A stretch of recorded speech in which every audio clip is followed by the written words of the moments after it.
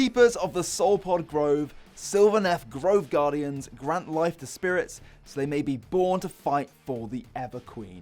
A towering priestess, their body is formed from a Genesis tree, a large living body of wood that protects the amniotic pods from which the revenants grow. Which brings us nicely onto today's video. Today we're painting all things Soulpods, showing you how to paint these unique parts of this model at every stage of their growth cycle. Let's get started.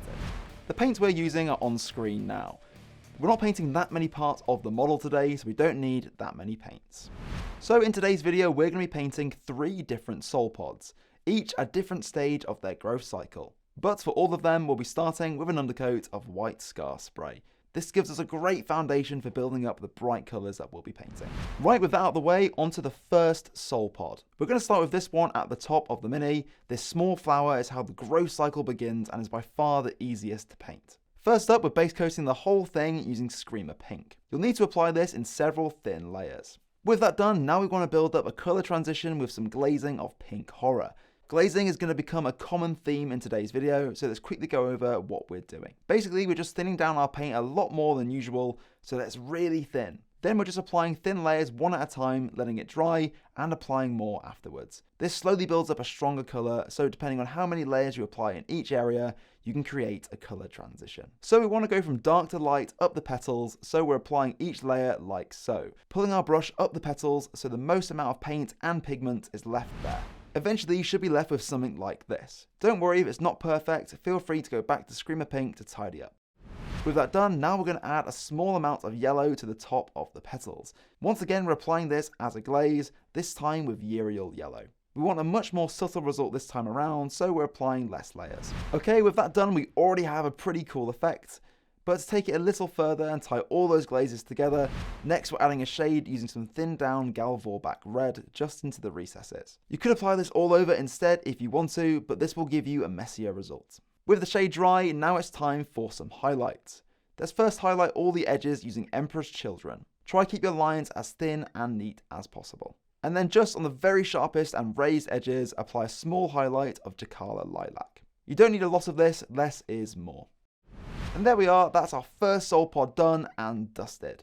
Let's move on now to another. So the next Soulpod that we're going to be looking at is almost like the middle point in the growth cycle. This time round we're actually going to start with a base coat of Corax White from the pot. This may seem a little strange considering the model has already been sprayed with white, but this will just give us a slightly more solid coat and will allow us to tidy up any mistakes later if we need to.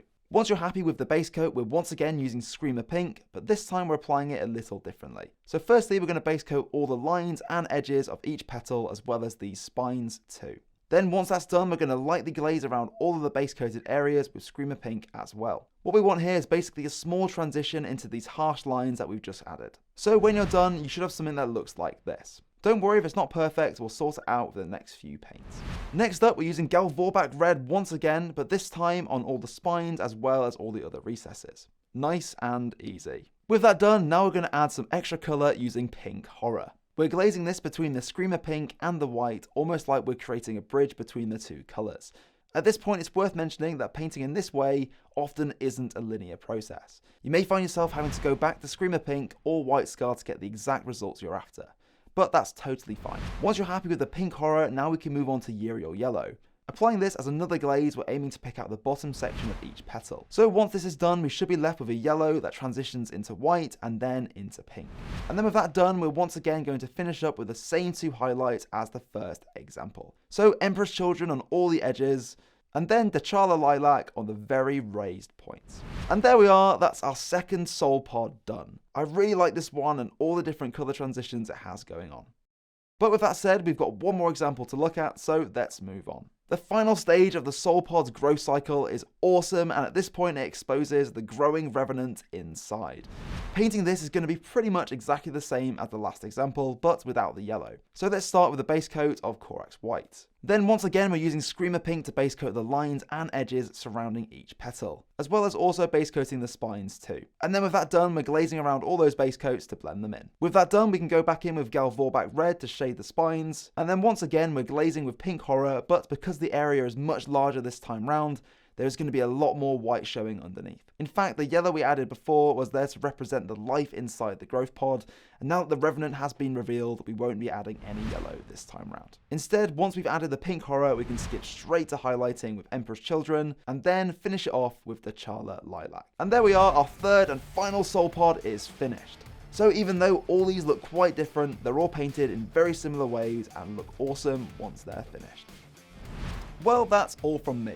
Thanks for watching this video.